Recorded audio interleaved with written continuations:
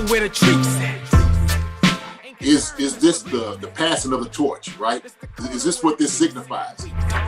It comes down to that front office and what they feel is most important. The champ is here. We've touched down from a higher plane. Why you landed here? We always look forward to that week because it was always intense.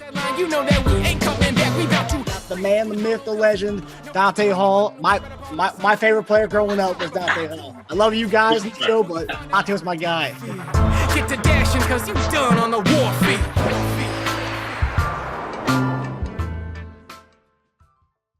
This episode of Chief Concerns is brought to you by BetOnline.AG. BetOnline is the fastest and easiest way to wager on all your favorite sports, contests, and events with first-to-market odds and lines. Find reviews and news for every league, including Major League Baseball, NFL, NBA, NHL, combat sports, esports, and even golf. BetOnline continues to be the top online resource for all your sports information, from live in-game betting, props, and futures. Head to BetOnline today or use your mobile device to join today and make your first sports bet. Use our promo code, that's BELIEVE50, BLEAV50, to receive your 50% welcome bonus on your first deposit. BetOnline, where the game starts. Looking to help your favorite Chiefs podcast? Well, we're trying to raise money to create merchandise for our online store, as well as be able to have more merch to do giveaways to all of our fans. To any of our YouTubers, if you see down below, you can show your support with the new Super Thanks option. Any amount will go a long way towards helping us launch our online store. And of course, don't forget to like and subscribe. Thanks to all of our followers for your continued support. Enjoy the episode. Hey guys, welcome to another episode of Chief Concerns. The season is finally here. Training camp has now begun. I'm here with our host, former tight end, Jason Dunn. JD, how are you doing, buddy? What's up, brother? What's going on, man? Y'all called me down on the beach last week, and I'm getting back here, and I don't know if I'm coming and I'm going. I'm just kind of all over the place. And Marcus, I know right before we got on this thing, I've been trying to deal with cameras and getting everything put together, man. So my cameras was all in vacation mode too, right? It was trying to catch all the action. And so now when I'm just sitting here stationary, it's a different shot. But other than that, man, everything's been going well. Everything's been going well. It's a wonderful, wonderful trip. So it's beautiful. Feeling rejuvenated and refreshed for the season? I do. Sometimes you don't realize that you needed vacation until you come back and realize how you was actually working, what you was actually doing. It's like, man, I know why I went on vacation and how much you really miss it. But it's always good to be home. I tell you what I did miss on vacation. Is beds. Now, my bed here at home is without a doubt made for me. It's made for a big man. And where I was staying at was a good size. I guess it might have been a queen. It wasn't a king, but it was really stiff. And you know, trying to get used to that was really tough. Really tough for a guy who's 6'6", and I'm extending every bit of me out there. Believe me, when I'm laying down. And so that was a little bit of a challenge, you know, being able to sleep at night. But I think I was just more reinvigorated for the season coming back, like you said. But I'm ready to go, man. Training camp is here, man, and I'm just absolutely tickled to death because it's in the air. It's in the air, man. And guys, we've been talking. Warfield, he sent us something the other day that was talking about sitting with our schedules. And everybody's like, man, nobody misses this. So it's you know, it's one of those things, man. It's the season, though. It's here. It's here, baby. And right now, you'd rather be talking about it than actually being in it right now. Yeah. You know, and look, things are a lot different now than it was back then. And so it's a lot. They take care of guys a lot better. Let me put it that way. Yeah. So it's a lot easier, a lot more conducive to healing the body than what we were doing. You know, we was out there with Vermeil and all those guys. I mean, 2 times a day with pads on, just grind it. I mean, it's just an absolute grind, axe grind. You know, when you see the fire flying off the flames of the axe, that's what it was. All the sparks, that's what it was at training camp. Believe me.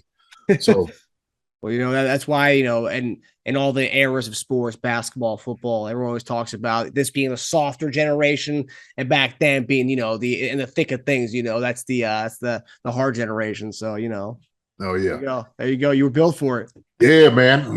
He's drinking mud and whitening glass and all those different things. But for real, man, when you talking about taxing on the body, it was absolutely one of those things. You just knew you didn't really get no type of sleep. I can imagine those guys going to sleep at night now, like just like real tender, just having a nice little, and you could just get some real good dreams. We probably had dreams. Shoot, when we practicing, it was nightmares because you had to go and hit a big defensive end again another day. So it was like, oh man, they get up again and do this all over again, man. So camp turns into Groundhog Day real quick after the first week. So same old thing every day. Yeah. But yeah, I guess for some guys, the guys who aren't used to it, the young guys, it kind of breaks them into the NFL mold like right away. Kind of like it's like what they say, it breaks you down. And you kind of like you get right into it. You kind of have like, this is it. This is the real thing. It's the big leagues. Yeah, and like I said before, like how it was then, it was definitely a challenge. I mean, we had guys. I kid you not. I'll tell you this one story real quick. So apparently there was a guy that was on a team. I'm not going to say who it was that we had brought into Kansas City, and the guy ended up sneaking out late at night, like going home, like he was done, like that was it. Like he didn't tell nobody he was leaving. He was like, "I'm out of here. I'm finished with football." He had to question life. Like that's where he was at with it, man. And that's how it was. When we came back, I think in a meeting, it was just like, yo, man, where's this guy? He's like, yo, this guy he actually left home like late at night. He got in his car, put all his bags and stuff in, and went home. So that it's not like that now. Now it's like guys are real hungry and hoping to get opportunities to play. And they'll have that. That's a good thing about camp right now, because they'll have that opportunity to go out there and compete. But the main guys that is going to be playing, they're going to be sitting back, just getting the timing down. Trying to get the reps when they count and get ready to roll. So, man, that's crazy. I guess mentally, if you're not there, then there's no point in being there, right? Like you may as well get the heck out of there, right? I mean, you're wasting somebody else's time by being there. So I guess whoever that was, he didn't want to do it anymore. he was done. I guess it just, like I said, it was taxing on the body and the mind. I mean, mentally, what you had to deal with. And so I could just imagine him like that night, he's just looking at the ceiling like, you know what? Like, I'm done with this. Like, this is it. This is over for me. Yeah. Like, I'm going home. Like, I'm not telling nobody nothing. I'm just going to load my car up. I'm going to tiptoe out of this joker, and I'm heading home. But I'm getting out of Dodge as fast as possible. Damn. Yeah, it's crazy.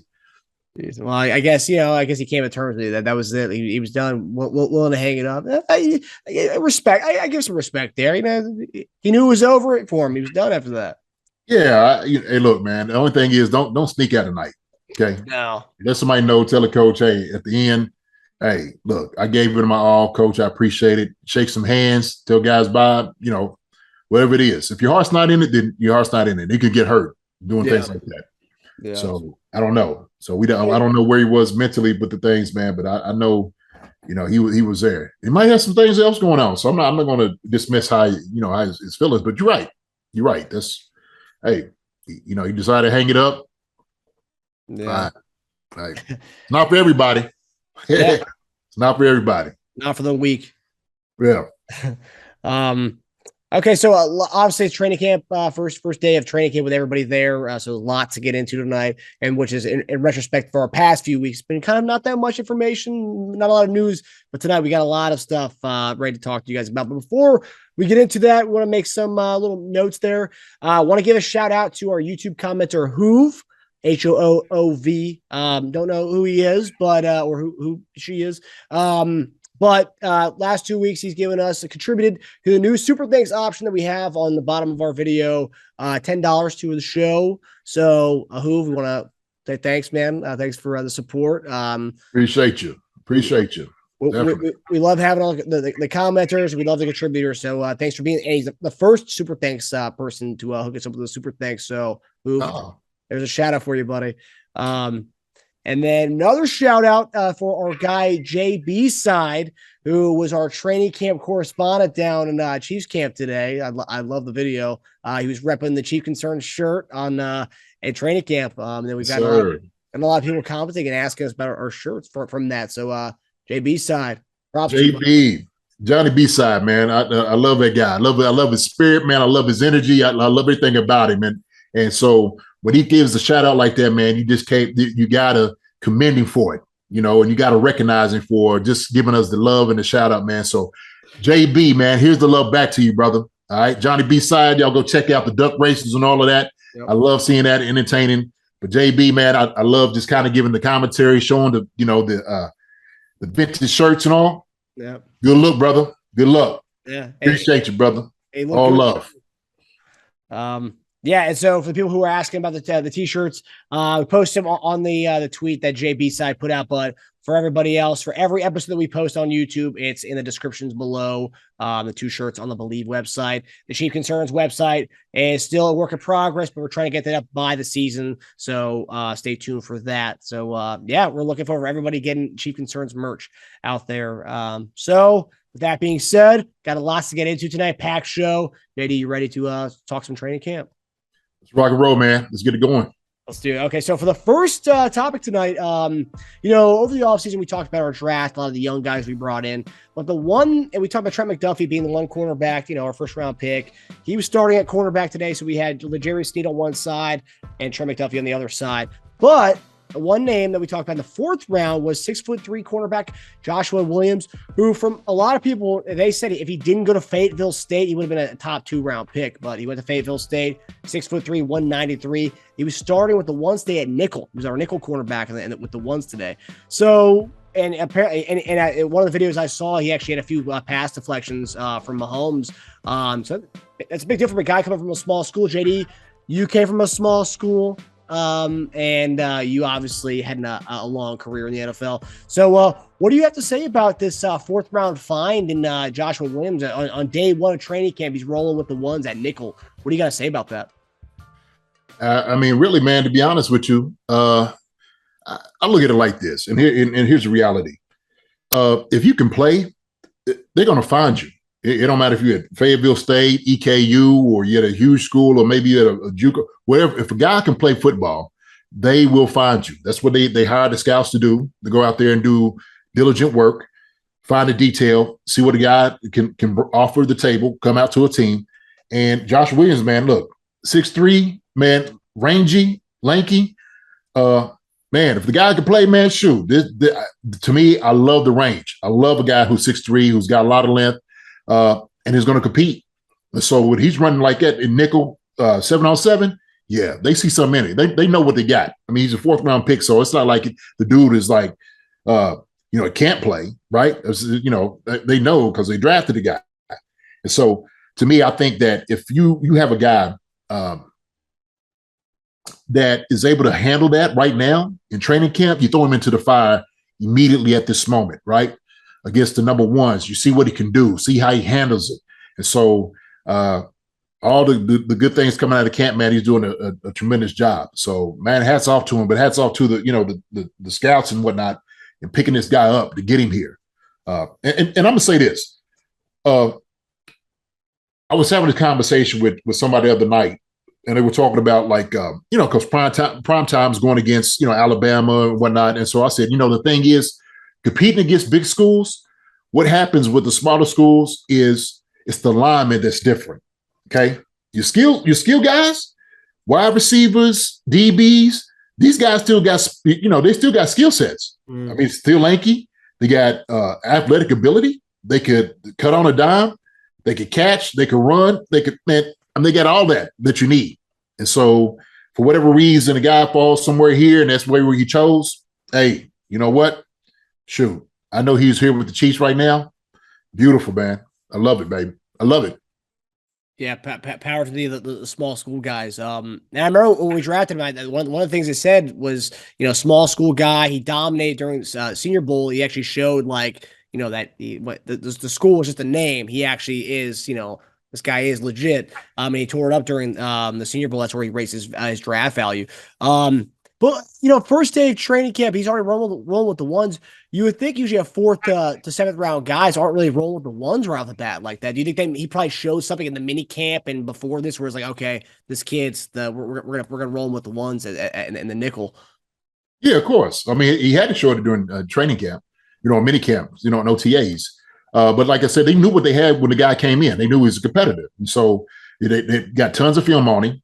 I'm sure they got a lot of paperwork as far as like what he was able to do, and just evaluating him and analyzing, all his attributes. And so a guy like this, you're not afraid to let a guy come in and like, look, this guy right here, if he has it about him and he was a dog at the Fayetteville State, shoot, hey, they got great receivers in Fayetteville State. Put him in here with the ones. Let's see what he can do. And so if I'm sure he performed in OTAs.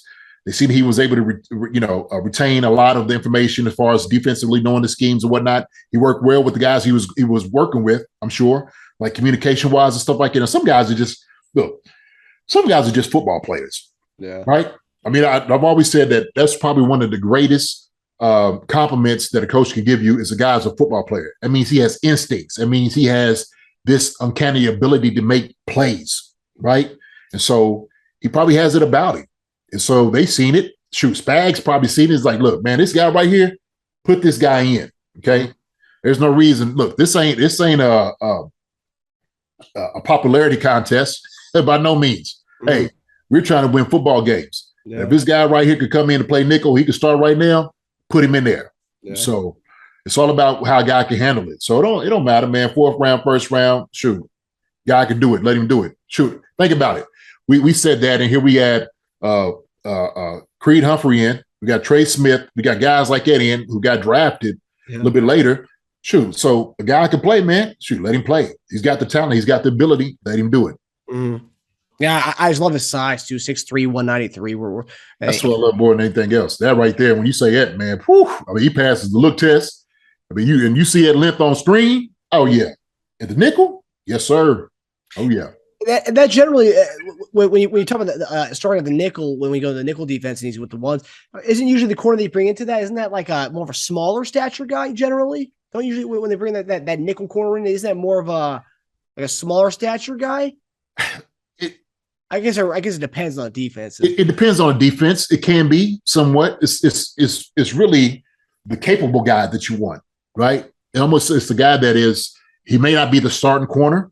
He's a guy who's next in line, right? That's the idea that you're really kind of looking for is a guy who can play, who that that you have no problems bringing in and can cover guys on either side. So, as far as being in a nickel slot, these guys can go anywhere, across the field, up the field, out, in. And so I think that 6'3" range actually bodes well for him, right? Because now he can actually reach over and knock a ball down. He could actually run with the smaller guys. And that's the thing about it. If he can start and stop with the smaller guys that may be in nickel, shoot, then he's going to be all over it. But if you think about it, like, look at JuJu. JuJu is what? He's 6 foot, like 195 or something like that. Where is he? Somewhere around there? Yeah. So, this guy's 3 inches, taller than him. He's got the range. Yeah. They the same weight. So if he can run with it, shoot, it don't even matter. So, and the video one of the videos I saw today, he was stride for stride with Mecole Hardman. That was one of the pass deflections he had. It was right in Mecole Hardman's breadbasket. He knocked it out. He knocked it out of his hand. There you go. There it is. Like I'm just talking. There it is. So you run with guys. Mecole Hardman. Come on now. That's speed. Yeah. And if he stride for stride, he can stay in his hip pocket. Yep. That's an NFL receiver. Mm. So, and he's a good NFL receiver. Yep. So that's what you want. That's what you want to see. Yeah, people can say what they want about Mecole Hardman, but if we're talking just about speed, he's amongst the top echelon of the league with speed. And we're talking about this kid sticking with him stride for stride. That tells you what you need to know about the kid. Absolutely. Right. And the thing is, it's just going to help build confidence in him. Yeah. Right. Because he knows who he's going against. So he's seen Mecole play on Sundays. He knows what he can do. He's been watching him. So that's just a challenge for him. And sometimes guys like that can step up to the plate, when you give them challenges like that. Yeah. Other guys may not. They might slough off or, they might not meet the challenge. But the guy like that who has the mentality and the fortitude to go out there and just lay him out. He like, come on, bring it. I don't care who you put in front of me. Let me go. Let's go again. He seemed like he's a guy like that. Shoot, I know he learned that from Fayetteville State. I promise you that. I'm gonna promise you that. Okay. Yeah. Well, and you also have, you were a small school guy. You were a second round pick, not a fourth round pick, but like there was a little bit of that small school chip on your shoulder, right? You got a little bit of that. Yeah, but it was always competing against these guys who were supposed to be the elite guys, right? That went to these schools, and I had the opportunity to go different places, right? And I ended up at EKU, and so being at EKU when I came out, and then when I realized, when the scouts was coming to me and everybody was like, "Hey, man, you're rated number one tight end in the nation." I'm like, "Oh, cool!" Like out of East Kentucky, 1AA, there's like no, like the entire nation. Like, because your ability, like you're running a 4.5, 4.4, you got a 40, 41-inch vertical. You know what I'm saying? We know your ability, and you can't hide that. I don't care where you go play. And then Eastern, we got a tradition at Eastern. We was like one of the best teams in 1AA football anyway in the nation. So we had a number of guys that got into the NFL before me. Yeah. So they knew what they was getting out of EKU. They knew the head coach, who was one of the winningest coaches of all time, that who he's going to recruit. Yeah. But a guy like that from Fayetteville State, when I'm going against guys, in the combine, and I went to the Super Bowl, same thing. So I get my eyes on all these guys I hear. I'm trying my best, and I want to see where I'm at with these guys. Yeah. So when I felt that, I got there, it's like, oh, shoot. You know what? Not just right here. I'm above some of these guys. You know what I mean? It was lights out then. Shoot, it was over. I almost tell a story. So quick story, all right? I was telling my brother the same thing like this. Like my sophomore year in basketball, my freshman year, I didn't play. I played like 3 minutes the entire season. Crazy, that's a whole different story. But my sophomore year, after football season was over, I come out there on the basketball court. And while I'm sitting there, I'm looking at the rim. And I'm looking at the rim like, man, you know what? Like I think I could grab the rim. So I jump up. I grab the rim with two hands, like coming into my sophomore year. I grabbed it with two hands. I said, man, it's over then. Man, every chance I got in the game, I'm windmilling and man, I'm telling you, I'm trying to bring the goal down. And so in my mind, once I had that step and I seen I could do something, which I know this guy like it from Fayetteville, going back to what I was saying before, he just gained more confidence. He's like, man, I could play with these guys. Absolutely. Give me more. Give me more. Give me more. So feed him. So I love it. So he got me excited right now just even thinking about this, man. Yeah. So I know it. And I had to leave the show with that because I thought, we talk about Karlaftis, we talk about even Justin Ross, talk about Skyy Moore, we talk about all these guys. Josh Williams, we didn't really talk about that much, and we see rolling out in training camps. Day one, this guy's rolling with the ones in Fayetteville State. That had to lead the show today. They had to. Oh yeah, no doubt. I love it. Okay, so for more training camp takes, so during team and 7-on-7 today, Mahomes was kind of getting everybody involved, Hardman, MVS, JuJu, but overall, though, if you looked at it, JuJu was getting the majority of the targets, and we talked about it before, he's somewhat of a possession guy, and after practice today at the presser, he said what he's learned so far is always be ready, always be open. I came here to win is what he's learned already so far, being in the Chiefs' kingdom so far, which is interesting. It kind of goes hand in hand with everything we've talked about leading up to this point. But after kind of seeing day one, obviously it's day one, so there's a lot to go on. But the fact that he was kind of the lead target getter today, are you surprised by that at all? And what do you kind of expect to see from JuJu based on, I guess, today, after what we've seen today, but may give a kind of taste and indication of what we could see going forward for the season? Yeah, no, I'm not surprised by that at all. I mean, to be honest with you, that's what I expected. I expected for him to immediately try to get some type of rapport with JuJu and MVS, right? I mean, that's what you want to work into the system, and you're trying to do this as expedient as possible. I mean, really. And so JuJu is probably going to be him today, maybe MVS tomorrow, but this right here is just a great indication about the weapons that Patrick has around him right now. And so you're talking about a guy who JuJu was a Pro Bowler, who was the number one up there in Pittsburgh for a long time. this guy, man, he's a vet, so start working it right now. Get it ready. And so they're gonna be fine when it comes out game one and all cylinders. And I'm telling you, man, I'm here for it. Just because of all the naysayers, all the things that people are sitting there talking about and, questioning their ability without, Tyreek Hill being there. I'm telling you, man, it's not going to shock me at all. He's got some talented guys around him. And Pat, with the talent of arm he has, shoot, I mean, he's just going to get the ball to him. Mm-hmm. So we got caliber receivers out there, man. Like I said, we got number ones. Some number twos. We got caliber receivers out there right now, top caliber receivers that's going to be able to catch the football. And so JuJu, to me, is definitely was one of the ones in the league for the past few years. Yeah, and he actually caught so this is day one of training camp, but he actually caught the longest ball today. And a lot of people are making the joke that JuJu hasn't caught a ball that long in like 2 or 3 years, because we've seen Big Ben's arm kind of declining a little bit over the last few years. Yeah. So he's gonna feel good about that, man. He's gonna feel good about that. He's like, shoot, now I can't outrun none of these balls. I ain't got to pull up to catch a few of these things, right? So you're gonna have to stretch his legs out, man. For Pat gonna be, hey, look, that's one thing you can do, man. He got that cannon on him, so that's good. It's good to hear.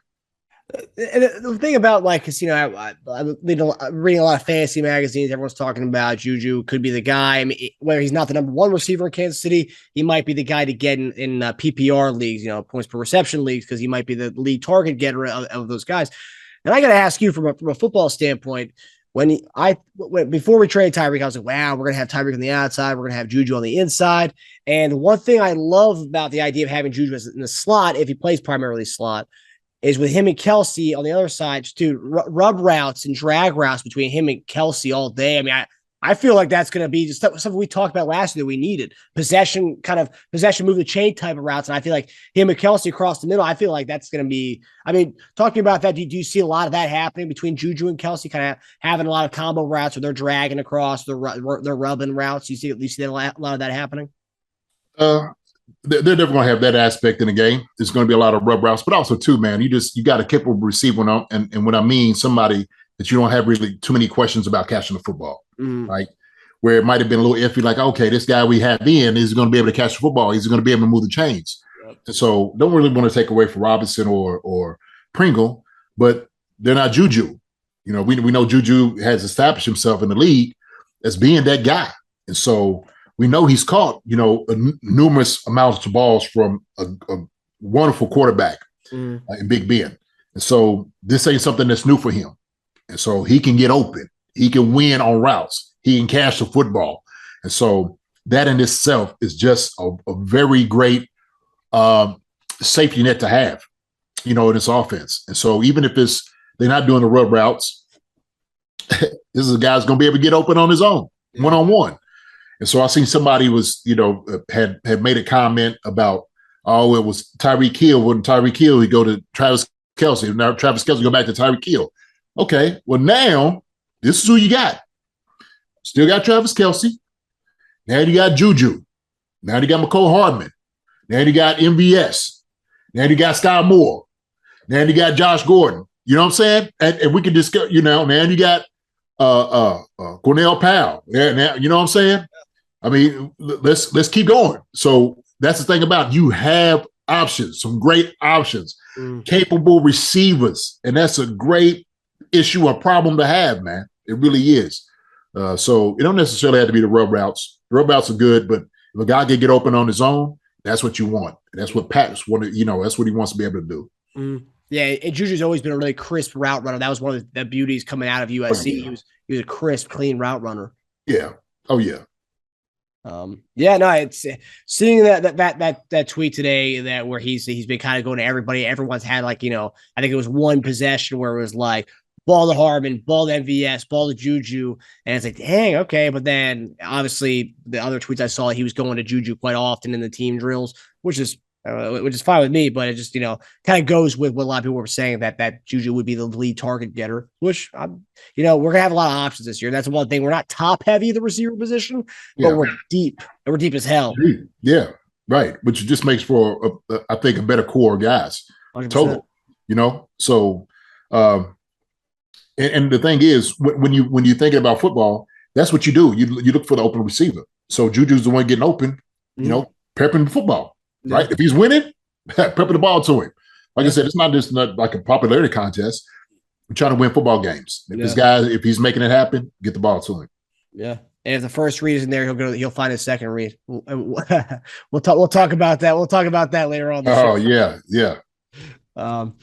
So more training camp takes. So last week we talked about the absence of Orlando Brown. He didn't report to training camp as expected. And we talked about who was going to be replacing him in that role. So we kind of got a little bit of clarity on that. So Coach Andy Reid today said they're going to be rotating a lot of guys through that left tackle spot to see who kind of sticks.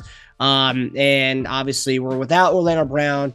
We're without your guy, Prince Tego Wanago, Auburn left tackle, played for the Eagles. He's on PUP, as well as Lucas Niang, who's also on PUP. So we're going to be seeing a lot of veteran Roderick Johnson. I think I saw someone on Twitter call him Dwayne the Roderick Johnson, who's starting at left tackle today. A little bit about Roderick Johnson for those of you guys who don't know. He's from St. Louis, Missouri, so he is a Missouri boy. He was one of the best linemen coming out of high school, and he was rated like a 4-star recruit. He ended up going to Florida State, where he started almost immediately at left tackle from the onset. He was a first-team All-American, 2-time first-team ACC at left tackle, and he won the Jacobs Blocking Trophy. He was a 5th-round pick coming out of Florida State to the Browns in 2017. Then he went on to Houston, where he played a lot of right and left tackle, and then went to Miami and was cut after that. And we signed him to our practice squad back in January. So I guess, what do you make of kind of Andy Reid telling us there's going to be a rotation there? And then what do you make of Roderick Johnson being the first guy to start at left tackle? Does that mean we see him as the replacement for Orlando Brown, if we're going to roll with him to start day one of training camp at the left tackle spot? Well, so, I said this was going to be the issue, right? I said this before. Yeah. This is something that you had to think about. This is really what was presented in front of you coming to training camp, that, OBJ didn't really have to, he had to sign, he could hold out, and he possibly could. Right. And so you got to be prepared for every scenario, contingency plan. And so, I think he's good. I think it's going to be all right. I think this rotation that he's talking about, Andy, is he's going to try some guys. He's going to try to see exactly what we have in the left tackle position. And so, he's going to get some fair shots. He's going to get some fair shots to some guys. And we got guys. There's guys there that have some actual game experience. This guy, man, he's I kind of went to him and I started watching a little bit of his tape, watching, his feet. He's got good feet. I mean, he's very athletic. I know they were talking about maybe his technique needs a little work, a little bit of his strength. And I could tell that too. I was watching how he was kind of catching guys. I watched him when he was Houston. I think it was against, oh my gosh, who were they playing? I'm not sure at the time who they were playing. But you could tell that, sometimes when guys get into his body, he needs to go ahead and lock out. And so they need a little bit more of that stoutness of pushing a guy off, as opposed to like a big guy like that getting pushed back to the quarterback, because that's what you don't want to. You don't want to be able to crowd the quarterback where they don't have any lanes and he can't move around. And so he's got to be able to create space. He's got to be able to block guys in space. So if he's getting stronger, and that's the thing about it, is he's been here. He's been in the league. You said we got drafted. When was it? Like 2017. So 2017. So he's been in the league, man. So he's got some game experience, but now he's got to get better. If he want an opportunity, he's found one. He's found a position right now that if Orlando Brown Jr. don't come back, this could be his spot. And so I know Andy was talking about there's guys, and there's capable guys on the line all across the board that you can move around, but you don't want to play musical lineman. You just don't want to do that. That's a bad place to be. But I think they got their core guys. They don't want to be put in these certain positions. I know Prince is on PUP. I was thinking he was going to be the guy, but maybe, I don't know. Maybe it's one of those things, the nagging injuries still coming up with this guy. And then, of course, we go to like the Joe, Thuney situation. Yeah. Look, and I'm going to say this, okay? And I've said it before, and people could disagree with me all they want to disagree with. But I'm reading Andy. I'm hearing what Andy is saying. He was like, yeah, Joe can do it. And we need Joe to do it, but we don't want to. There's a reason Andy said we don't want to do it right now. It ain't the time right now. And when I said when the guy said last resort, I said, yeah, repeat that, last resort. Okay, put Thuney on there. You don't want to give up the integrity of a guy or one side of the line, just to fill a space. And yeah, Thuney can do these things, and it's probably easier because he plays left guard. He just moving out and the same things. He's just blocking in space, just doing these things. But he wouldn't have no problem doing it. That probably wouldn't be his first choice, right? Yeah. But he wouldn't have any problem doing it. But I know Andy, and I'm like me as a coach, if I'm sitting there thinking, I'm like, yeah, we can do this. In the depths of situation, we can. That can be our contingency plan for how we handle this situation. We don't want to get there with it. Hopefully we find a guy that can play this position. But if it comes to, at the very end of the last, then we had to make that decision, fine. But it's going to be the absolute last resort before we make that decision. We pull that card. Seriously. And especially if you're thinking about, for the entire season. Hopefully that's not what the case is going to be, right? So, yeah, he can definitely do it. But do you really want him to? That's the question. And I hear everybody keep, bringing his name and stuff like that. No, listen, hold on. Like, y'all need to understand, like, that's not how it works. This, you know what I'm saying? Like, you have guys, like you could have a guy who's a backup quarterback, right? We don't want to use him, right? But we desperately use a guy, then we will, okay? But at the very last resort, hey, we gonna make sure. Hey, are you sure you're okay? How many fingers you got up? Can you see? And how to start tapping him back in the net 2, 3. Put him back in the game. I'm just how they used to do it. I'm just But you know what I'm saying. But you want to make sure that guy's all right. I mean, it's just how it works. It's how it works. And so, I know everybody said Thuney. Oh yeah, you Thuney. Look, man, we don't want to go down that road. We just don't. We don't go. We don't. I'm gonna tell you right. We don't want to go down that road. Yeah, pure and simple. And he made it known. Look, and we don't want to do it right now. You don't need to. We don't want to do that. Let's find some guys we got here, right? That's why we brought them in. We brought them in for that situation like that. So that's what I want to say about that, man. Because I'm just hearing so many comments. I'm hearing so many people about playing Thuney and stuff like that, man. I'm just like, man, this, this is the league. It ain't college. College, yeah, he was able to go right tackle and do it and guard and stuff. He played a little bit, of course, up in New England, but 17 games into this, man. Yeah. Hey, man. We don't know how long this Orlando Brown situation is going to be. And like you said, you don't want to play musical chairs, especially with a guy who is a left guard. You don't really want to move him completely to a different position and then have to fluctuate everything else in the line. I mean, I get it. Spot start when the Bengals game happened, when all those injuries happened with Niang and Orlando Brown. Yeah, it makes perfect sense. But to make him adjust to a totally new position, I don't know. Right. But you knew it was limited. You knew it was going to be one game. Like, oh, shoot, he should be back. Yeah. We're already making, the timing of it. He's coming back. We're getting him ready. Hey, can you do it for this game? Absolutely. We, see what he's going to do. And even then, they looking at like, well, that's what we brought Thuney in. That's why I paid him the big bucks, because he is that type of guy. He is that good. Yeah, for emergency situations. For the emergency situations, right? I'm not taking it away from him. I mean, shoot, Thuney is a great lineman. Yeah, and exceptional. That's why he's getting paid the big bucks. Yeah, right. But that's you don't want to make that a long-term, answer, solution. You just don't. You don't want to make it for the entire season. But if you had to, then so be it. Then, man. Yeah, I mean, the options we have right now, let's say, forget Joe Thuney, but you have Roderick Johnson, Jerron Christian, who we talked about last week, also another former Texan, also played. He was with the Washington football team the year Trent Williams left. A lot of Redskin fans and Washington football fans.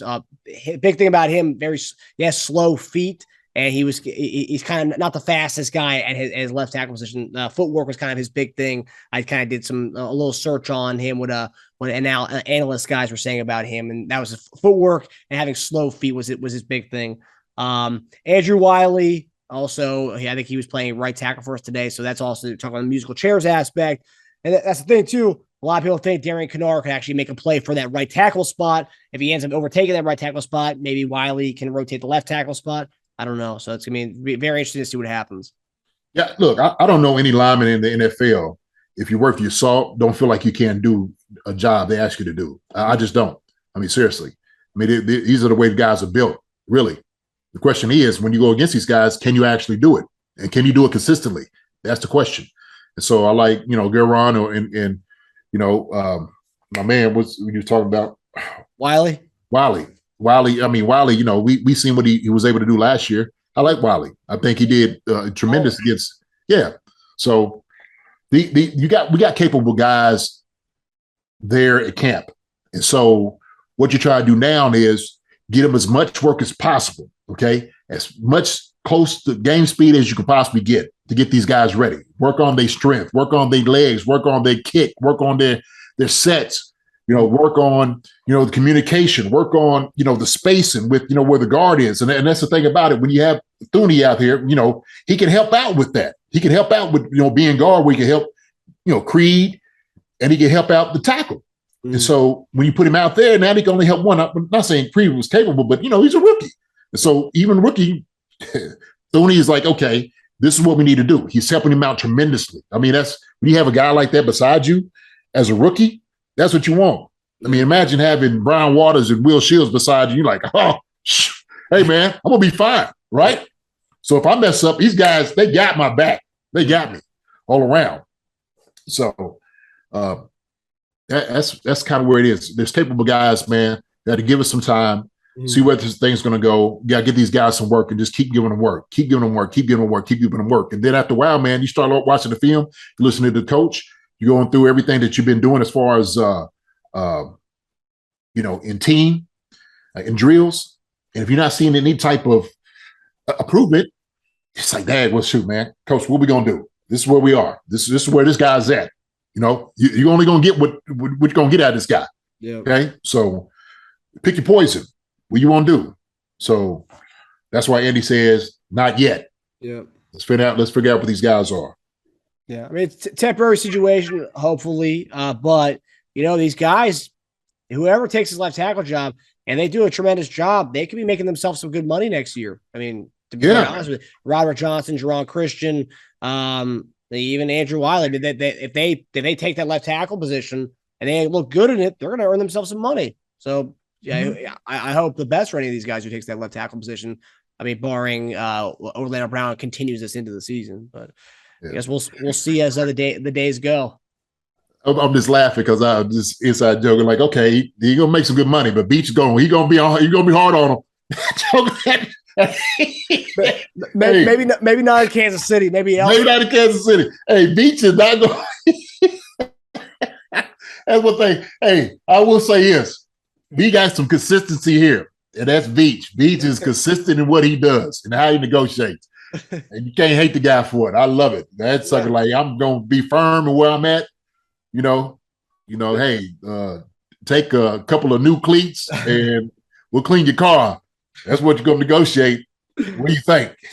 Well, it's funny. You're right, because if you were Tyreek Hill and you were taking it personally, I know it's different situations, but if you were Tyreek Hill, you were taking it personally. Like, man, Veach got something against me, man. He didn't give me top dollar. Then you look at this Orlando Brown situation. All right, and then you look at the Melvin Ingram situation where we offered $4.5 million. He took $5 million to go to Miami. It's like, okay, at least I see something. I see a trend here. Right, yeah. Like, and then it's not personal. It ain't me. That's Veach. Veach is doing that.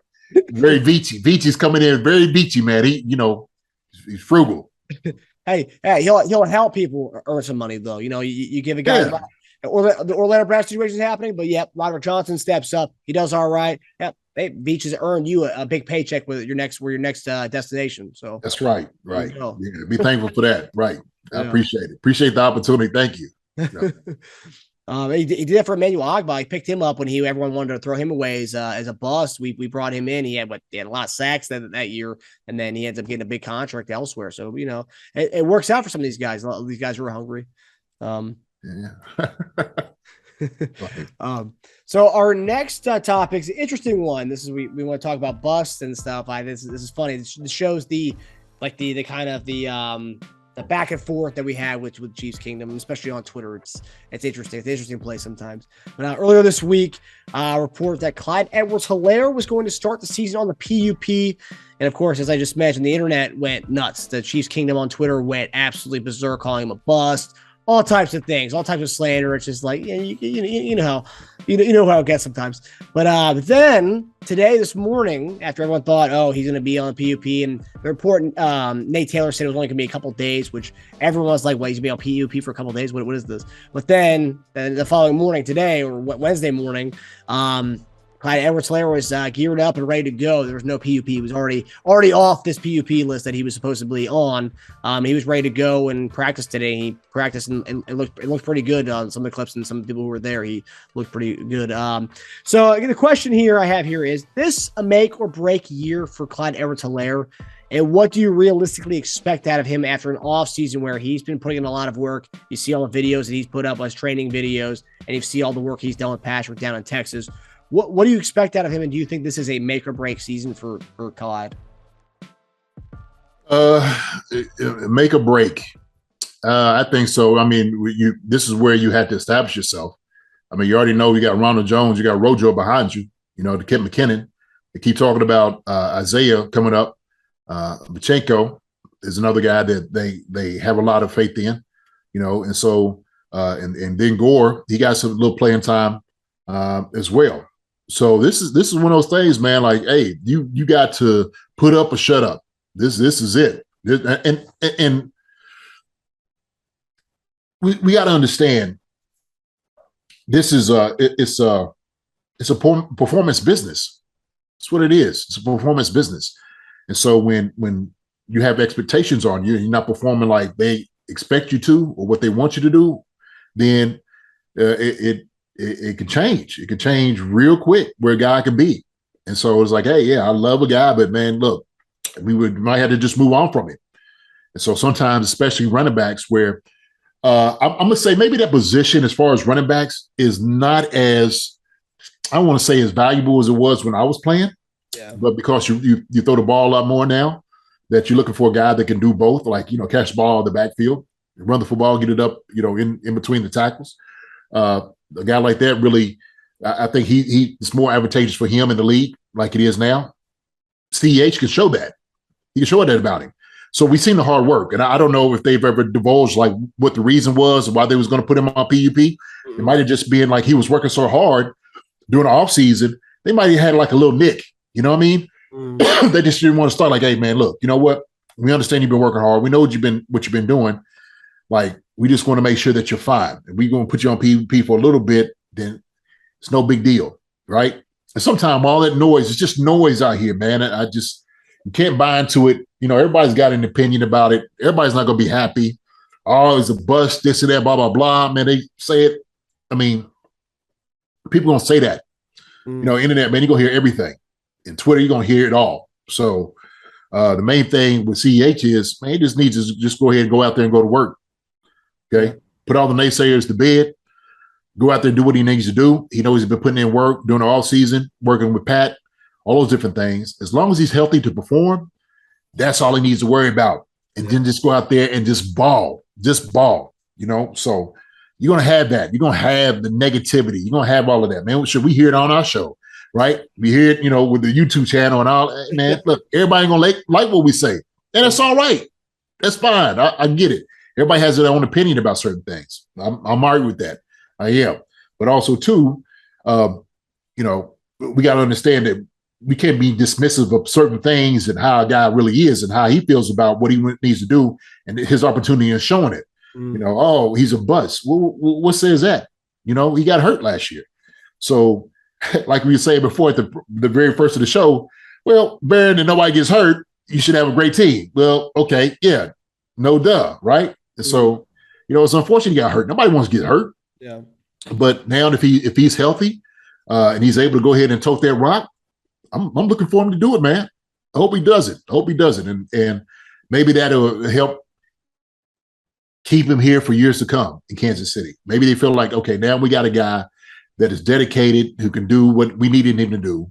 And if he shows it this year, they're rewarding.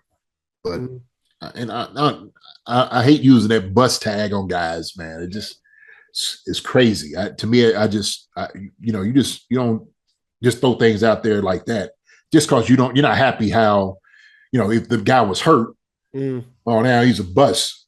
Shoot. Well, okay.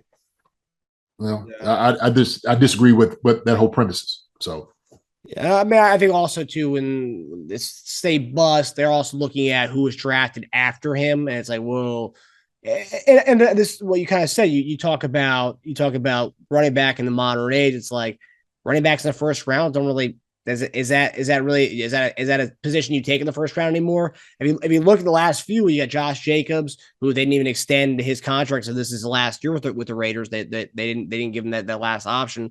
And then you look at the Clyde Edwards-Helaire, it's like, okay, well, then you look after that, Jonathan Taylor, second round pick, DeAndre Swift, second round pick. Just guys who aren't taken in day one.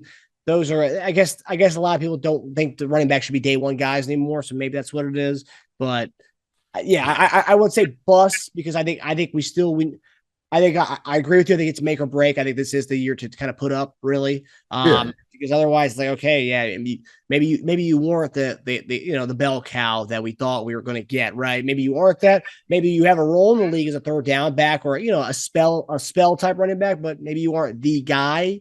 And that's fine. You have a role. Every running back has a niche and a role, Yeah, right. Well, look, I'm going to say this. I'm going to kind of be devil's advocate right here. Who's to say if we didn't give him more opportunities, right? Yeah. Running the football. And we should have a little bit more ground game. Yeah. Maybe we should, right? Maybe we give him a little bit more, see what he can do. And, he's a smaller guy, and you can say all those things in different arguments. It's the same thing like, Saquon Barkley, right? Is he a bust? I'll tell you what, I'll take that sucker in a second. You know what I mean? So that's where I would be with it. But everybody has their different opinions about things. I'm one of those that I like running the football. And I think if you have a running back, you got to give a guy opportunity, right? Yeah. I thought like the same thing, Jared McKinnon should have got more opportunities, in the playoffs. What was we waiting for the entire year? And so when you got these guys, use them, utilize these guys, utilize them, right? But I get it's a passing league now. That's where things are going to. But don't forget these guys back here, man. If you got somebody talented to do it, shoot, make sure give him a chance to make it and break it. Okay, give him ample opportunity to make it and break it. That's how I look at it. Yeah, and I think too, one of the big things he was good at coming out of college. I think I think with the way the offense is looking, the amount of kind of we're spreading it out a little more. I think one of the things he was good at, which we hadn't really utilized a lot, was his ability to catch out of the backfield. And I think with him working that with Mahomes in Texas, I think we kind of have something going in this year. I think we're going to utilize him more in the passing game, hopefully. Right. With the addition of Rojo and what other running backs we have, you can you can kind of spell him and make him more the receiving back, and then have the other guys kind of be the in between the tackle guys. But we talked about this on the show. You talk about volume with him, and I think that's one thing that a lot of these running backs, people are quick to say are busts. I think it's you're not giving him enough touches, and he's only had 2 games in his career where he's had 25 or more carries. And I know we have Patrick Mahomes. It's a passing league now, but 2 games of 25 carries or more. His first game ever against Houston on that Thursday night game, 25 for 138 and a touchdown. And then against Buffalo that year, which we won that Tuesday night game, which got pushed back because of COVID. 26 carries, 161 yards. So both games where he had 25 or more carries, he had over 135 yards rushing on those games, averaging 5.5 and 6.2 yards per carry in both games.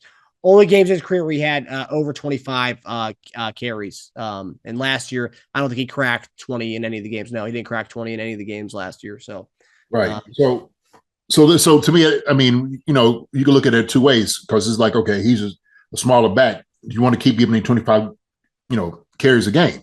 Maybe not, but maybe it should still be around 20. You know what I'm saying? At least 20. It should be over that in some of the games, probably half of them, it giving him a chance and opportunity. Yeah. So, I just, and if we do that extension of getting the ball out to him in space, there it is, right? Because it don't always have to be a handoff. It just, quick screen or whatever, just, swing route over the football, whatever. I mean, we could do all those checkdowns all day with this guy. Yeah. That was what Burrow, they moved the chains a lot by throwing little checkdowns to him in LSU. Yeah. Yeah. It's interesting that we talk about McKinnon kind of being the bell cow in the playoffs where we kind of used him a lot. Yeah. Hilaire's stats were bad. He didn't play in the Steelers game, but Buffalo game, 7 carries for 60 yards. And then the Cincinnati game, 6 carries, 36 yards. So he averaged 7.4 yards per carry in the playoffs on 13 touches. Yeah. Hey, man. I mean, that's not enough carries, but we're talking about 8.6 yards a carry. We're talking about 6 yards a carry. That's pretty solid. Right. So that brings the difference of saying this, the argument of if you're not utilizing the guy, does that necessarily mean he's a bust? You're not utilizing because he can't carry the football. You're just not utilizing because you're doing other things with it. Yeah. So, he's a bust. They're not giving him. No, it's not. That's our offense is predicated on 15 throwing the football and get it out of his hand. Yeah. Now, if you want to utilize a little bit more of the running back, CEH, let him have it. Give it to him. Yeah. Give it to him. I don't think anybody would disagree that we need to start running the football even more. Yeah. Seriously, I just, So. And a quick passing game. I mean, anyone who knows the air raid offense and that kind of like spread style offense. Yeah, quick passing game to the running back is the running game really. Running game. It's all right. That's it. It's no different. That's it. And all in that realm, in that area, the short passing game, all in that realm is an extension of the handoff. That's what it is. Yeah. So. The arrow, the it's just any flat route really to the running back. I mean, that's just flat swing. Yeah, definitely. And that's something that I was excited to get him coming out of LSU because it was like that year that they ran that spread offense and they checked out him so much. I'm like, he would be a solid guy to have in our offense, that kind of running back. If we aren't going to run the ball often, let's utilize a guy who can catch ball in the backfield. And we really haven't done a good job of that. And I'm hoping that this year is a change. I hope that whole Texas workout thing with all these guys is going to open up something because that was one of the things he was catching out of the backfield from Patrick in Texas and stuff. And I think I saw some highlights of him pictures of him actually lined up in the slot catching some balls too. So I mean, hopefully some wrinkles this year with using him and trying to use the best of him, Yeah. No, look, I've seen some of his workouts, man. He look good. He look good moving. His workouts did look pretty good. His start and stop look real nice. Yes. So, use that guy. Yeah. Use it. I hope so. I hope he can erase this bust tag for some of these Chief fans who were quick to label it, but we'll see. Only time will tell with a lot of those people. And then some may justify it. Well, he could be doing this better. But it's all right. It's all right. Yeah. Everybody got an opinion, man. It's all right. Hey, I'll let you have yours. That's good. 100%. Hey, Chiefs fans and everybody who saying bust and all that, you can have your opinion. Good. Fine. Hey, CEH, prove them all wrong. That's what I'm pushing, so. And then also having a packed running back room will also help kind of, you want to play better too, having all those guys at your butt. Hey, you better. You better. They breathe it down your neck, buddy. Believe me. Okay, so with our next topic, we talked about edge rushers. I know a guy that he's, we call it Dunstradamus on the show before. And JD has predicted that by training camp, we would be seeing some edge rushers coming in. We talked about Carlos Dunlap. We talked about JPP. JPP is not the name I'm going to bring up tonight, but I'm bringing up Carlos Dunlap as one of them. And tweet as of 2 hours ago on Wednesday night, Josina Anderson had tweeted, just spoke to free agent Carlos Dunlap on a layover in Atlanta on his way to visiting the Chiefs. Dunlap says he may visit with KC late tonight or start his visit tomorrow. Carlos Dunlap also told me he's looking for the team with the right fit. He's already met with the Panthers. He said Seahawks told him they'd like to leave the door open. Dunlap noted conversations heated with Kansas City Tuesday, leading to his rapidly scheduled visit to now. So that's one guy. The other guy that we were bringing in today, I don't know how that meeting went. I haven't heard anything, but it was supposedly on Wednesday night he was supposed to be meeting with. It was USFL's defensive end and Houston Gamblers defensive end Chris Odom. He was the USFL sack leader this past season with 12 and a half sacks. If you watch his tape, I mean, you can just see getting to the quarterback. I mean, that's him. That's his job. That's what he does. He looked good. He's visited with a bunch of teams, hasn't signed yet, but he was supposed to visit with the Chiefs today. So I don't know how that goes. But talking about Carlos Dunlap, talked about him on the show before. Carlos Dunlap, I think he's 33, I believe, 32 or 33. He had 8.5 sacks last year, which would have been second on our team behind Chris Jones with 9. Carlos Dunlap, I think, had.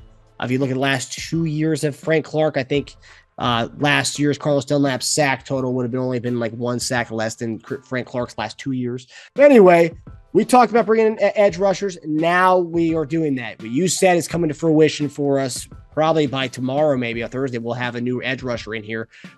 So what do you make of the Chris Odom possibly bringing in? And what do you also make of Carlos Dunlap? And would you be surprised if we brought in both guys? No, not at all. Hold on, let me hear how you do it. Is it the Dunstradamus, or what do we call it? Dunstradamus. Dunstradamus. There it is, right here. Yeah, the prediction. Hey, I'm telling you, man. I already knew this. Started training camp. You see what guys are going to do, who you have, who you got. But you needed a guy in here, a dynamic guy. You need another guy in here who has some ability, that can go and get the football, who has played in the league for some time, that still has some sacks still in him. And so Carlos Dunlap gives you that. And I think, like I said at the beginning of the camp, like I said, nobody wants to come in. Hey, he's like, all right, let me know when camp's supposed to be. Let me know when I'm supposed to be here. All right. I'll come in and slough in, somewhere first or second day, do a little workout. And so here we are. Here we are. So I think it'd be great to get Carlos Dunlap here. I think it'd give a lot what the Chiefs need as far as like a veteran presence. It's going to give, a little bit of work. And also, too, he might light a fire under some of these other guys out here. Maybe shoot Frank Clark. Maybe, I don't know. So we'll see. It just, you said 10 sacks in 2 years, 10 and a half? Let me the exact number. I believe it was 10 in the last 2 years. Jeez. Frank Clark, 10.5 over the last 2 years, and Dunlap had 8.5 just last year alone. Okay. Yeah. So you get a guy like that in here, man. I mean, you could see the production already going up in an individual. So, why not get him in here? And then the other guy, you said Chris Odom. And I don't really know too much about this guy. I haven't seen any film on him. I haven't really watched any of the USFL games. I haven't. But if he's that's what he does, 12.5 sack, and that's what his job is, to go get the football, go get the quarterback. We need a pass rusher here. We need a pass rusher here that's going to help out the young guy that we just drafted in Karlaftis. He's going to help him out tremendously. And so you can't never have enough of those guys. Just can't never have enough of those guys. So can you sign both of them? Absolutely. Absolutely. And so defensively, when you go into these defensive rooms, the same thing, evaluation. You could give guys opportunities. It's like, look, we ain't got pads on. What are guys doing without pads on? If guys didn't get back into the quarterback without pads on, when you put the pads on, you might as well forget it. Like, this guy ain't going to make it. Okay? Like, Coach, we done everything. I don't know what you need to do. This guy right here, he ain't going to cut it. So you bring two guys like that in, man. It's going to help out the defense. You need some pass rushers in here. We've been looking for pass rushers. Hopefully these two guys are here with the Chiefs after it's all said and done to help out the defense. And I think that's what we need. We need just a little bit more of a stellar pass rush to kind of make this defense whole. I think that's what I'm looking for. So, I don't know, man. Yeah, I mean, I saw a funny tweet from Carrington Harrison, one of the Chiefs reporters, and he had a funny one. It was like, and I don't want to get the exact. I don't want to mess up what his tweet was, but it's kind of what I was thinking too. It was like, it was like whatever the coaching staff saw, they brought him to bring it home. He said, The Chiefs saw one practice from the D-line and called for help immediately is what he said. Tommy, you need him. Come on. Bring him in. Well, it's kind of what we talked about like months ago or during minicamp when we were like, because Clark wasn't there, and we were like, okay, well, we haven't heard anything about Kane Doe or anybody there. And today, because Clark was not playing because he had an illness today. I mean, he was there, but he didn't play because he didn't practice because of some illness or that he's going through. Because he was there after practice going through some moves with Karlaftis, which was cool to see. But Mike Dana was the one who stood in his place at the DN spot. But like we said, we didn't hear anything about Dana. We didn't hear anything about Kane Doe during the mini camp. There was no one was really saying anything about another edge rusher. So it's like, okay, that's kind of problematic here. And then now we get to today. It's like, okay, Clark is out again. This time, he's got the illness. Last time his wife was in labor. And so it's like, okay, well, obviously we're going to need some guys, some bodies in there because we can't deal with having Clark out possibly during the season with an illness or whatever kind of injury happens, But like, I think it's pretty clear that we needed this edge rusher, and we didn't need to see that there's nothing going on during training camp today to know that we needed to bring another body in. Hey man, you need some fresh blood in here. I'm sorry. You're gonna need some fresh blood in here who is not friends with everybody. Yeah. I'm just gonna be honest with you. Now, sometimes it can happen. Sometimes those young guys could be in awe of like Frank Clark and all these other guys that maybe they're not competing like they should. You need some fresh blood, fresh meat in here who don't give a crap about none of that. Right? Seriously. Like the dude, Chris Odom, come in like, look, I'm just trying to make the team. I'm trying to get mine. So if it has to be it, so be it. Let me come and compete. I'm trying to take his job. Y'all pay this guy, a boatload of money, and this is what y'all got. I'm here to compete. So hopefully Frank's seeing that and he likes to, something fire up underneath him. Mm-hmm. So I don't know, man. I don't know. But man, we need some fresh blood in here. We do. I'm just telling you, we need that competition. Mm-hmm. You need it, man. Yeah. Competition absolutely will kill complacency. It will kill it. So we can't be complacent where you're at. And some of these young guys, like I said, I don't know. So I don't want to say too much. There's a conversation about different things here and there. Yeah. I will say this, which I find fascinating, but I see sometimes some people's points, some of the people out here talking, is part of the reason they don't want to pay Orlando Brown Jr. is because of Frank Clark's deal.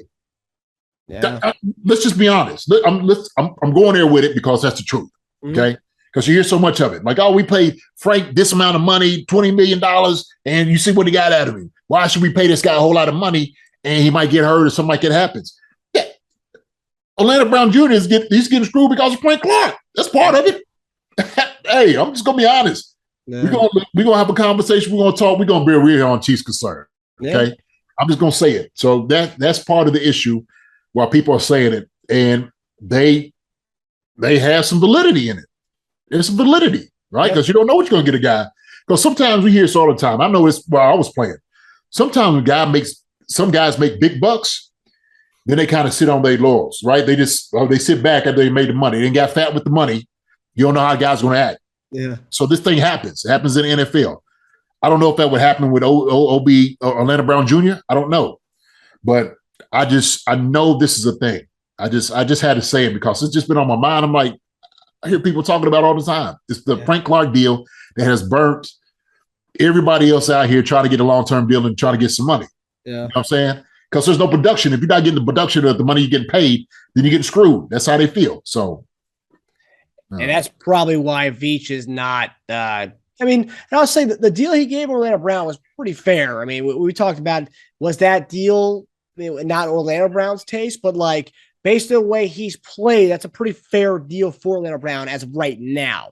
Not giving him a deal based on potential, but right now the deal they gave him was pretty fair for what Orlando Brown is right now. But I think Veach is he knows that everyone is thinking of the whole Frank Clark thing, so he's not quick on the trigger as he was the Frank Clark thing, because he knows how that's gonna live with his resume for the rest of his life. Is that the deal he gave Frank Clark? Right. Right. And yeah, I'm sure he is in the back of his mind. This is coming up to him. I know he's thinking about this, right? I mean, it has to be on his mind. And so he's probably being reminded of it in the paper every single day. Somebody is saying something about that deal. Yeah. But look, we could say, look, we know the deal that the Chiefs gave Orlando Brown Jr., it wasn't top left tackle deal. He wasn't going to be the highest paid left tackle. Everybody keeps saying it, but it wasn't. That's not how that's what on paper it made it seem like that, but it wasn't going to be that, right? You know what I'm saying? It was like the same thing. Like I guess they ended up giving Kelce, a little signing bonus today, like $3 million on the guys that did a great job. Who's that? What's that show I told you about? I was talking about those guys. I was on their space today. I was like, Coast to Coast, Aaron Ladd and Mark Gunnels. Yeah. So they said that. I heard that. I was like, oh, okay, it's a good deal. Yeah. But hey, man, we just like, look, I'm not giving out no more free lunches out here. I can't do it. I cannot do it. It's not going to be my legacy. From this point on, hey, if you want something from me, you want some credit, you want some money, you want to go somewhere else with it. Yeah. I'll give you something what I think is fair. Okay. But you're not going to break the bank on me. Yeah. Somebody did it to me and they screwed me. I'll be daggone if I'm sitting there here get screwed by a few other guys. Yeah. So, I mean, hey, he struck gold on a lot of the bargain type guys he's brought in as far as edge rushers. He did it with Melvin Ingram last year. He did it with Emmanuel Ogbah 2 years ago. And I think he thinks he can do this with maybe getting a guy like Carlos Dunlap to come in for this year and maybe even bring Chris Odom as well. So we can get two guys. Oh, shoot. I'm sorry. You're good. Yeah, no, absolutely. I mean, shoot, if you can get two guys, I'm all for it. Yeah. Get a bargain, basement bargain deal. If you can do it, do it. But these guys will be able to bring something, add something to the table on defense. And I think we definitely need that. We need that for the defense. We need that for the guys in the secondary, to play optimal football. I mean, that's reality. We have to. And so, like I said, I don't care who you are. You can't cover guys all day if you can't get back there to the quarterback. You can't just leave it on Chris Jones all day, to try to do it. Hey, Chris, come on, make a play. No, we need these other guys out here, the rookie Karlaftis. He's going to do a good job. I think he's going to do really well. I think he's going to have a lot of sacks, but he needs somebody else to help him. Yep. So when you have somebody else on the other side, shoot, then he can perform like he needs to. He can perform and be that guy that you drafted. If you don't. Yeah. And I bring a long season for him too. And I think bringing in Dunlap, it fulfills that whole veteran presence, another vet to have in there, like the Ingram role. But also on top of that, you bring in Chris Odom, that fills another hungry type guy. Because, we talked about the small school hunger guy. We're talking about a USFL guy. Right. That's very hungry. That guy wants to make his money in the league. That guy will play his ass off. Also small school guy. He went to Arkansas State. So that's a small school, and the guy coming from a USFL, that's a hungry guy who you'd want to have as an edge rusher. And that's a perfect position to have a hungry guy at. That's right, man. Absolutely. Shoot. Come on. Like I said, sometimes when I said that before about the, your stomach don't hit your back. Your stomach don't hit your back. I mean, you're not hungry no more. Mm. That's what is lost in some of these guys out here. Okay. Yeah. So this guy who's coming in, who's got that hunger, his stomach hits his back. He's just got a little taste of some filet mignon, some gray steak, a nice cut. He wants more of it, baby. Yeah. He wants some lobster, give him the whole deal. The smorgasbord of just, top stuff to eat. Just give it to him. Let him eat. Bring him in. So I hope he signs here. Let me put it that way. Hope he signs. I hope so too. Yeah. It's a guy like that, like the guys who come from the XFL, the USFLs, the AAF, I believe the other league was, or CFL even. Those guys, I mean, a veteran minimum, they would love the veteran minimum. That would make their career right there. Give them the veteran minimum, that gives them that taste of something, and they're going to play their ass off for that veteran minimum. So having a guy like that, whether he makes the 53-man or not, that's going to push all the other edge rushers in that room to work double, work even harder, right? I mean, that's how that works, right? Well, of course, but also too, what you've done is you've given this guy an opportunity he's been waiting for, right, to perform. And so he's like, man, this is my shot. This is my shot where, like you said, I was getting paid in the USFL. I get league, vet minimum. And now I have a chance to, I don't know, get 10 sacks a year. Yeah. Then I could get paid maybe $6 or $7 million a year. Sign me up. Yeah. Sign me up. Matter of fact, it's like, man, just put me on the team. I don't even care. Don't give me no pads. I don't need no pads. I bring my own pads.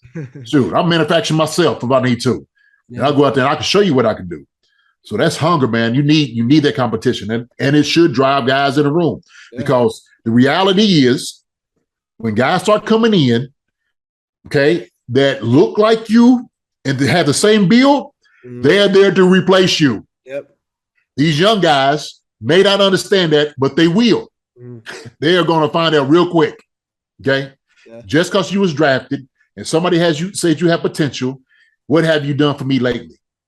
What have you done? And if you haven't been doing anything, you haven't been showing me nothing, guess what? You're going to get a one-way bus pass or airplane ticket out of the place. Yeah. So I'm going to see you later. Thank you. Oh, well, no, you had your opportunity.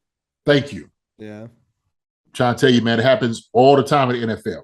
And so if you got a guy like that coming in, watch your back. Yeah. Shoot.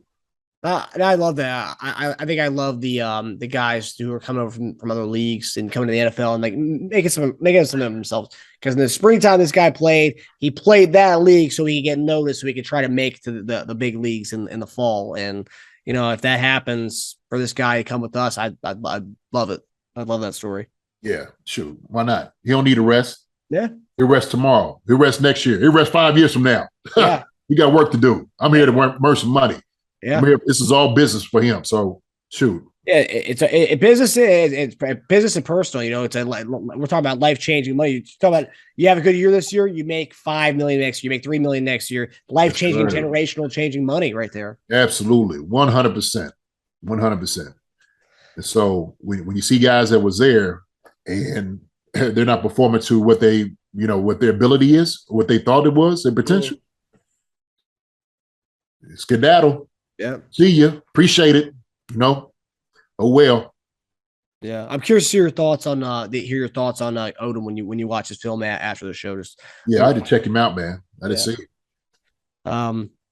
Okay, so last topic of the night, we kind of referenced it earlier about the first and second read stuff, but this week, the Athletics' Mike Sando published a controversial article this week. It was controversial in a way where there was kind of shots taken at Mahomes and Lamar Jackson in the article from unnamed sources, an unnamed NFL defensive coordinator. They don't say who it is, but he quoted the NFL DC because I believe it was a tiered quarterback list where he had Mahomes as a tier 2. But anyway, this NFL DC had some outrageous comments to say about Mahomes. And the quote was, "We love Mahomes because of his unorthodox throws, not because of his natural pocket presence. And when that disappears, that is when they lose games. I don't think that is a 1. I think that is a 2. Nothing against the guy. I love the kid. But take his first read away, and what does he do? He runs. He scrambles. He plays street ball," was the quote. Wow. And I think some of this gets there's a lot of things here. There's a lot of and I'll let you take over on the commentary there, JD. But I think a lot of things we love about Mahomes is the fact that he can play street ball because he can play football like how you play in a backyard. He makes football fun. He makes things that are impossible look plausible that anybody can do, but not anybody can do that because he's one of a kind who can do that. He makes things like these mythical throws, these mythical comebacks that he had against the Texans because he's just different. And to say you take away his read, no, that's not true at all. And PFF actually had a stat on that, which Patrick Mahomes on throws past his first read since 2018, 91.00 PFF grade, first in the league, 498 passing yards, first since 2018, and 39 passing touchdowns, first. And that's past his first read. So these are PFF who does the analytics. So this is based in nothing. I don't even know who this defensive coordinator is. There's also a racial undertone here with when you say street ball as well. So I'm going to let you kind of take this one over, JD. But what were your thoughts about this ridiculous quote? Oh, man. It's exactly that. It's ridiculous. And I this has no merit whatsoever. This is one guy's opinion. And Those guys on the show, they said earlier, like, put your name behind it if that's really how you feel, right? Don't be anonymous about it and say, what you want to say. But I'm going to say this. If you just don't know how to express how a guy that's so talented can still make plays, maybe use his legs, maybe crafty in getting touchdowns or first downs and still win the football games, that you will try to diminish what he's done, it really says a lot about who this guy is. Patrick Mahomes is without a doubt the best quarterback in football. Okay, he is, and you can argue all these different points you want to, but you weren't saying that about Josh Allen. Josh Allen's making a lot of plays. He's running with his legs, but apparently, I guess he doesn't have an unorthodox throwing position. I mean, what's supposed to be the norm, right? What's supposed to be the norm? When Drew Brees was killing everybody, but he's not the prototypical quarterback that's standing 6'3" or 6'4". He's got all the pass records that you could possibly have in football. But what's the norm, right? So you can use these things to try to invalidate who a guy and his ability is.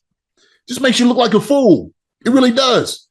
Because the wins, the touchdowns, the passing doesn't bear it out. The facts doesn't bear it out. So, yeah, have your little opinion behind your little article, whatever you want to do, push out, have it all you want to. But this is without a doubt, and which is so sad, another one of those racial undertones that people say. It really is. Backyard football, okay, or what is street ball? Oh, no, street ball. Street ball. Oh, because it's got to be particular to a certain ethnic group, right? The same thing Lamar Jackson. Look, and I'm going to say this, okay?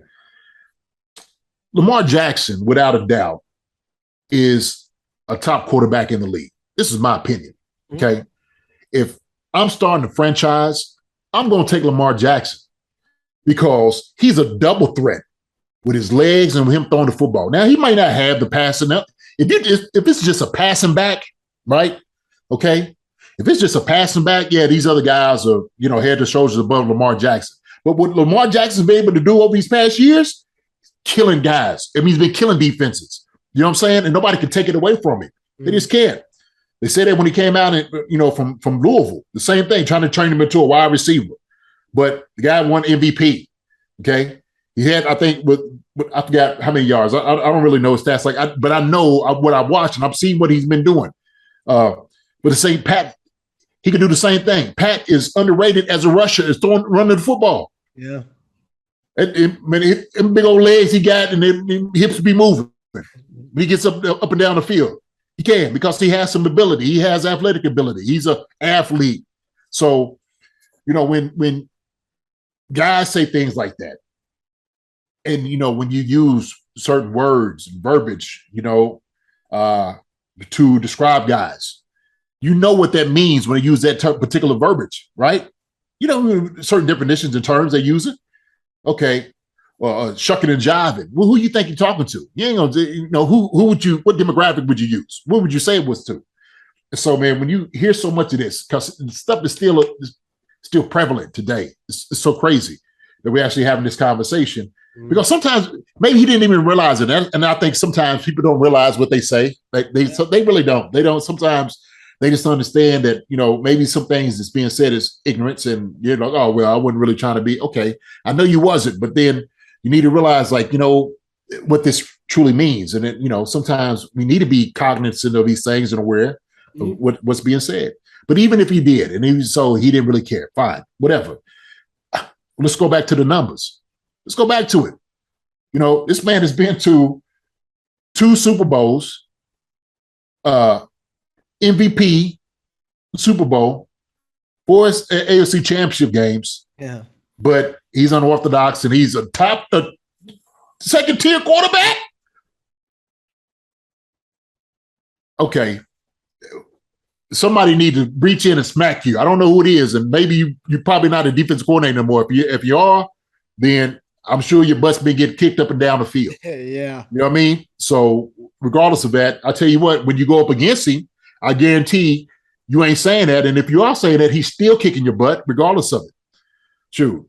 So I just, to me, man, it's upsetting and it's disappointing to hear. It's disappointing to hear for the simple fact that you don't think Patrick Mahomes is a top-tier quarterback, or he's not the best quarterback in the league, because he doesn't have the same, I don't know, or,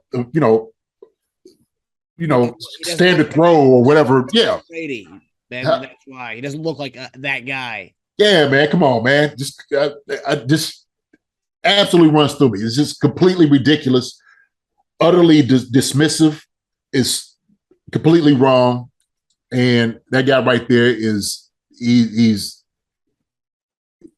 I don't know, man. I'm just going to leave it at that. He's see now is what I'm going to say. See now. He's crazy. So whatever. The thing is, too, it's like this. When I read here, when I first saw this, I was like, "This is interesting." This is what they say. They were scared about Mahomes when he came out for the draft out of Texas Tech because he's played for the air raid system. He doesn't really have the reads and stuff and all that stuff. That's something they were scared of and looking at his college tape. And since he's been playing in the league, that's obviously I read the PFF numbers that they looked at since he's been starting since 2018. It's like, okay, well, not only is this a ridiculous statement, it's wrong. It's factually wrong. Actually right. Correct. So it's like, was this guy like basing his stuff off of Mahomes' pre-draft cons? I mean, what is this? And then also on top of that, if this post said, or if the guy said, he doesn't take what the defenses give him, he wants to go for the deep shot. Yeah, that's fine. That was a big problem last year. Yeah, that's true. That's correct. But he does this first read nonsense. I mean, that's BS. And quite frankly, I know Sando didn't say this, but you're publishing a quote that's an actually incorrect quote. Right. And doesn't that kind of just negate your whole story? And we're not even talking about what the actual extent of the article was. We're talking about this quote that's just a factually incorrect. And it's like, okay, well, why did we publish this garbage if it's not even right? So. Well, man, look, we like I said, there's a lot of things out here on the internet. Somebody might say, hey, no, JD is wrong. Fine, whatever. I'm just saying what I'm seeing from playing football. I know, and sometimes when you have a quarterback that can do both, can hit you with their arm and their leg, he's a dangerous guy to beat. He really is. And so when you've seen a guy like Steve Young, right, who won Super Bowls because of his legs, there's guys that can run with the football. Michael Vick, dangerous with his legs. We know Patrick Mahomes throwing the football, he's a dangerous man back there.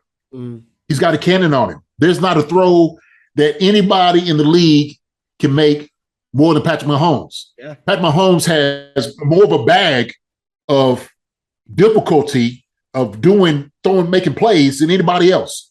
So you can say it's street ball, you can say it's, whatever, backyard football, you can say whatever you want to say. I say it's successful. That's what it is. Yeah. Okay. And he's leading. That's what we call it. Okay. So he has a level of talent that other guys in the league just don't have. Yeah. So who do you want to use? I don't care who you use as a quarterback. Patrick Mahomes can make every throw any of those guys can make, and then some. Yeah. And then some. So him sit there saying that or just, man, quit it with that. It sounds like an older guy, like a boomer, as the kids say, a boomer who really is not with the times anymore. It just looks different to him, I guess. But it's like, you're right, successful football, but like Mahomes is doing stuff that, kids, you see kids doing, having fun in the backyard, doing those kind of stuff. But yeah, there's a reason why it's never been done in the NFL before, because it's tough to do. And he's pretty damn good at it. Man, look, the man's creative.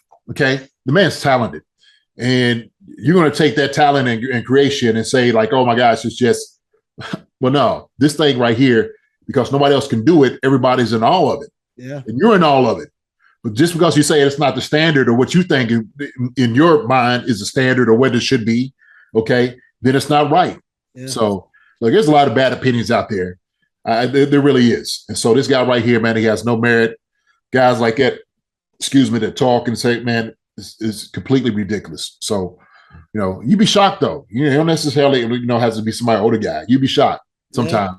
Because sometimes people just learn, bad behavior. That can be one of those things. Get passed down, right?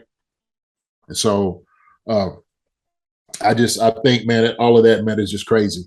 Yeah. That's why I said, like, I just said it about, like, kind of Lamar too. Lamar is just, he's a weapon. We know that he's a weapon. They're taken away from him. But quarterback encompasses everything. Passing and maybe running the football. Yeah. That's everything that you can do as a leader. All these different things. So it's just not a passing guy, right? You just got to have the best release. Well, shoot, they said it about who's the guy, I can't even think of his name right now. Came out of BYU. Oh, Zach Wilson? Yeah. Oh, he's got a pretty ball. How many games he win last year? I know. Yeah. What did he do? Right? Okay. Yeah. Shoot. We could go, up and down the road with guys that they're supposed to be the prototypical quarterbacks and do things, has a great arm. Suckers out the league. Yeah. They're not getting it done. So all you want to about Patrick Mahomes. Patrick Mahomes is the number one quarterback in the NFL, period. Yeah. Bar none. By a mile, dude. By a mile. By a mile. A long shot. Yeah. Yeah. So it's crazy. We talk about the racial undertones of the street ball stuff. And we talk about his opinion being, not based in anything, not based in fact, just an opinion, right? But he's trying to say it's a factual thing. If you take away his first read, he can't do anything, which is not true at all, as we saw the stats. So that also goes along with another racial undertone of black quarterbacks can't be smart enough to read defenses, because that's always been something. The whole been something, yeah. So that's forget street ball is a whole different aspect, because that's something else where we're going to a different a way of looking at the racial undertone. But the intelligence aspects, like, dude, we're looking at the stats right here. That's not true. So whoever this is, I don't know. And the thing is, that rumor has been dispelled. All of that is just there's no bearing whatsoever of validity in any of that what's being said. Yeah. But also too, even if he does throw it deep, he had a receiver that he could throw the ball deep to. Yeah. So you don't want him to utilize a weapon. I'm going to say, hey, look, I'm going deep to a guy who could get past the defense. Yeah. Better than anybody else in the league. Come on, why wouldn't he utilize that? Yeah. If he has that, why wouldn't he utilize it? Right? Yeah. I don't know. It sounds like this guy's bitter as hell. Hey man, I don't know. I'm like this. If you James Bond and you got all these gadgets, or Batman or whatever, you got all these gadgets, but you ain't gonna use them because I'm just gonna take down, diminish what I can do. No, that ain't gonna work. I'm gonna use everything in my, my utility belt, right? Or my car or whatever. I'm gonna use everything. Yeah, so you'd be a fool not to. Right. What are you going to do? Some people have these crazy opinions that they think are based in factual analysis, but they're not. So I wonder who he's a DC for. I really do wonder. I mean, after reading that and seeing the PFF stats, because I knew it was a false, but then reading the stats, he was number one in all these PFF grades that we always talk about. And it's like, okay, who's this guy? Who's this guy? He's probably he might have been the DC man against your flag football team. So he probably said some, like that. You was cooking them up, Marcus. You cooking them up. Shoot, he got mad because you was doing Pat Mahomes was doing to him. You know what I'm saying? He ain't like it. Hey, I wouldn't put it past him. Wouldn't put it past him, man. But I'm just saying, when somebody, says something like that, man, you see how incredibly ridiculous it is, and you just move past it because it's like, why even give it air? Why even give it air? Yeah, I didn't want to talk about it, but I also wanted to hear your reaction on it tonight, just because it's so outrageous on so many levels that I was like, I wanted to hear a US6. I mean, you hear Shannon Sharp, he's a big Mahomes fan, but he went off today on that whole quote, and it's like, oh, did he? I know Sharp went in. Oh yeah, I got to check it out. I can imagine. I didn't see what Skip said, but while Sharp was talking, you could see Skip nodding his head to what Sharp was saying. And Skip's been one of Mahomes' biggest doubters which is weird. Skip doesn't make any sense. A lot of these guys don't make sense to me. They're all like caricatures. But Skip, who's a huge Mahomes fan coming out of college, then once Mahomes comes to the NFL, changes his whole thing on Mahomes. Because I think, these guys had to have sharps for Mahomes. Okay, I have to be against Mahomes. Right. Yeah. That's part of the show. Right. It's all a gimmick, but it's crazy. Anybody who agrees with this doesn't know football. And after seeing the stats, I hope that should also tell people like, okay, well, there's nothing based in merit in this whole thing. So whatever. Yeah. But that does it for us. Thanks for tuning in to Chief Concerns presented by Bet-Online. It was a great, nice day one of training camp show. And hopefully, I think by the time we are on next week, I think there's going to be the pads are going to be on, right? Should be. Yeah, should be. Yeah, definitely. Yeah, because it's you're getting close to, before you know it, their first preseason game will be here. Yeah. So you got you guys ready. How many days is it of just helmets, and then it goes to shells, and then it goes to if you remember? I'm not sure. Seemed like ours started on day one. Coach Vermeil wasn't playing. Yeah, it's like, what are you doing with the pads in here? Oh yeah, we got we full gear tomorrow. What? We just got here. Yep. Coach Vermeil, you know how he does, and I'm just and matter of fact, he's going into the Hall of Fame the following weekend. So shout out to Coach Vermeil on those things too, man. Yeah. Love you, Coach.